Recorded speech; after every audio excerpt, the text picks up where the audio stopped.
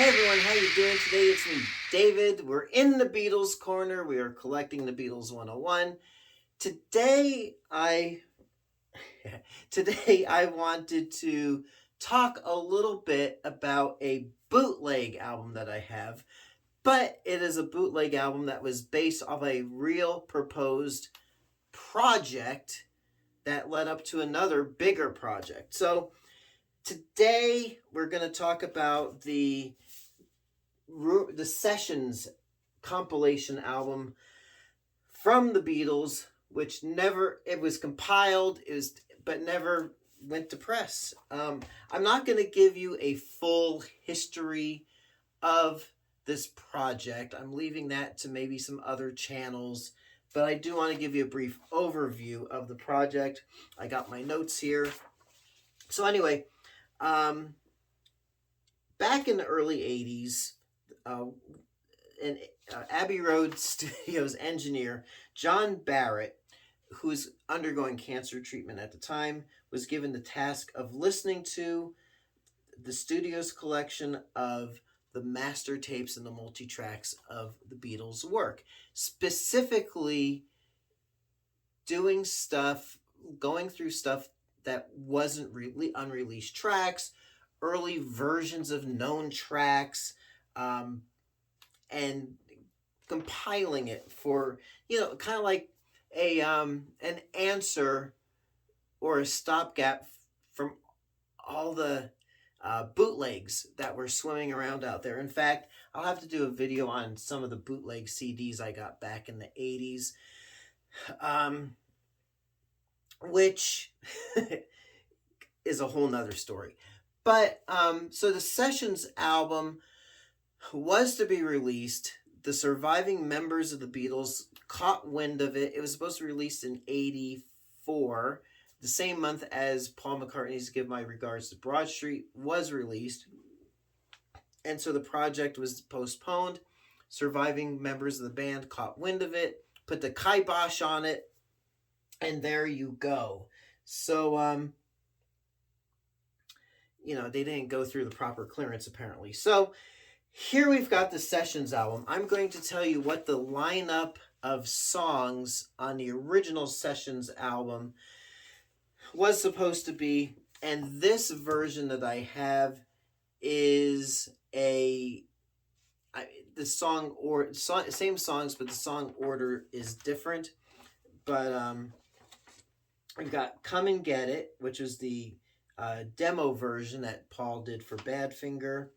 And this was later released, and all of these songs were later officially released on the anthology collections, which is what this project inspired the Beatles to do. So we got "Come and Get It," "Leave My Kitten Alone" from the Beatles for Sale Sessions, "Not Guilty," which was supposed to be on the White Album, "I'm Looking Through You," which was an early arrangement from the song that appeared on Rubber Soul, "What's the New Mary Jane" from the White Album that was released on Anthology 3, "How Do You Do It," which was a Mitch Murray song, which George Martin kind of pushed on the band to do a version of it to follow up on "Love Me Do," but we all know "Please Please Me" won out. "Besume Mucho," this was from the EMI audition recording.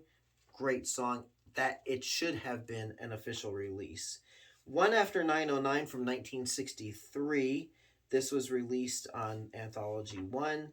"If You Got Trouble," which was done for the Help album. My opinion, it should have appeared on the Help album. It would have tied in with the whole overall theme of Help rather than put a cover. Even though I like the song "Act Naturally," this was pure 1965 Beatles. "That Means a Lot," which was also from the Help sessions. To me, the backing track is very similar in tempo to "I Feel Fine," and a little "Ticket to Ride" thrown in there. Released on Anthology 2. An early demo recording of "While My Guitar Gently Weeps," which was released on Anthology 3, and I think it was also released as on the bonus Esher Sessions disc on the White Album anniversary. Mailman, Bring Me No More Blues from the Let It Be sessions. And Christmas Time Is Here Again, which was a shortened version from their 1967 fan club disc. Let's take a close-up look at what this particular version of the album looks like, and I'll give you a little bit more info when we get back here to the Beatles Corner. All right, so here is our close-up look at my particular copy of the Sessions bootleg album. It is not a counterfeit, because counterfeits are of, like illegitimate copies of official albums, which I think I've mentioned. But so here's the front cover, and this is a variation. This is made up as if it was the German release on the Odeon EMI label with a fictitious catalog number. Cool picture. This is I would say this is around 1960s, late 67, 68ish, early 68ish of the band. Just a very simple cover style. So let's look at the back cover real quick. The back cover is a outtake from the back cover of the Revolver album photo sessions. And here we go. Recording produced by George Martin. Whoever Lecky Mimmin is, probably some sort of a fictitious name. And the back cover photo by Robert Whittaker from 1966. And here's the song listings. Side 1, side 2. All right. And then the indicia on the bottom, as if it is a legitimate German pressed album. But I think it's done really well. Now let's look at the actual record. Okay, so in keeping with the theme of a German release, the original style Odeon label from the 60s, in a way, I feel like it's like the when Capitol brought back the rainbow label in the 80s. It's kind of the same deal. And I had to take a second look at this, thinking it actually maybe was made in Germany. I don't think it was. I think it was pressed here in the States. But it could have been made in Germany. I'm not sure. But if there's any doubt as to the authenticity, just look at the font, the actual print. It's fuzzy if you look really close. It's broken in spots. But all in all, it's a really cool package. And the sound quality, to me, is for the most part, top-notch. Let's get back over to the Beatles Corner. There you go, Sessions. So this is, like I said, kind of said in the close-up, it's kind of like if this was the German version, if Odeon released their own version of this album. The songs are the same, but on this particular one, they're in chronological order. So you start with Besame Mucho, the earliest song on the album. You end with Mailman, Bring Me No More Blues, which was from the Get Back, Let It Be sessions. And, I mean, it just runs in chronological order. So the nice thing about this bootleg, I'm trying to get it straight in my brain between bootlegs and the counterfeit. So bootleg is that the sound quality is awesome. This obviously was compiled and released past 1984 and 1985. It is a more recent release, and because it is more recent, these songs have all been on compact disc bootlegs. I got several of them from the late 80s, And the quality is there. The sound quality is there. Sounds great. And it's just surprising to me how people can get into the EMI vault and get copies of these tapes from the 1980s. And I don't know, I haven't researched and known who did it or how they did it or how it came about, but they've been floating around for decades. And so this is just one more kind of link in the chain. And with the Sessions album, it did create enough interest with the Beatles themselves to be able to go on and get involved with the anthology project. And I'm happy that since that time, we have gotten more unreleased tracks, early tracks. We've gotten to see the behind the scenes stuff, even with the Get Back mini series from a couple of years ago. Get to see how the Beatles worked. We hear how the Beatles put songs together.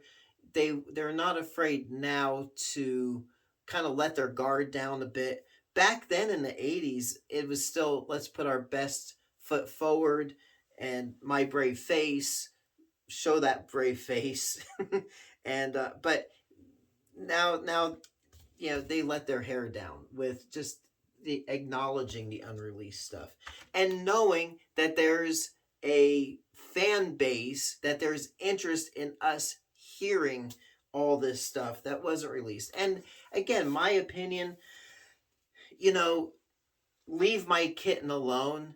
Take out, if Mr. Moonlight was removed from Beatles for Sale and Leave My Kitten Alone was put in its place, that would have been a more solid album.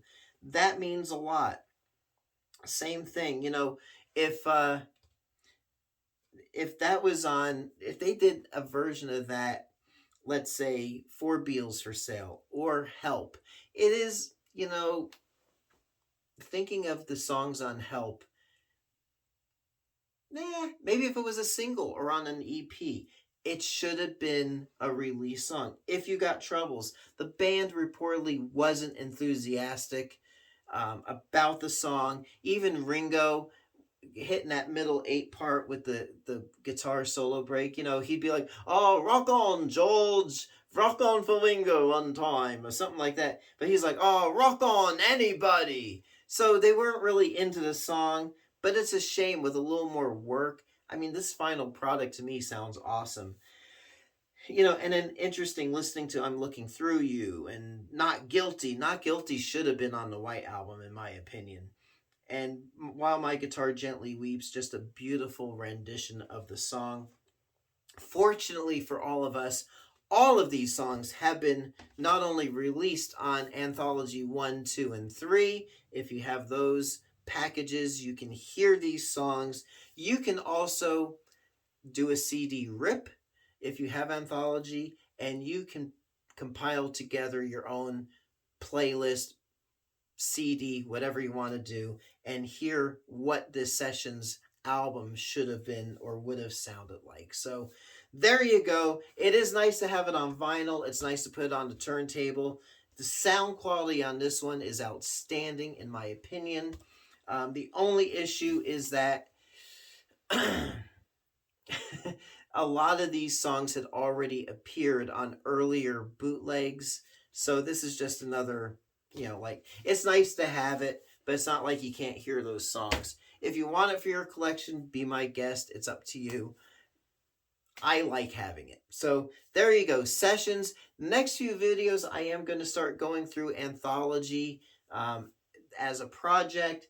And I now have the full collection of Anthology CDs.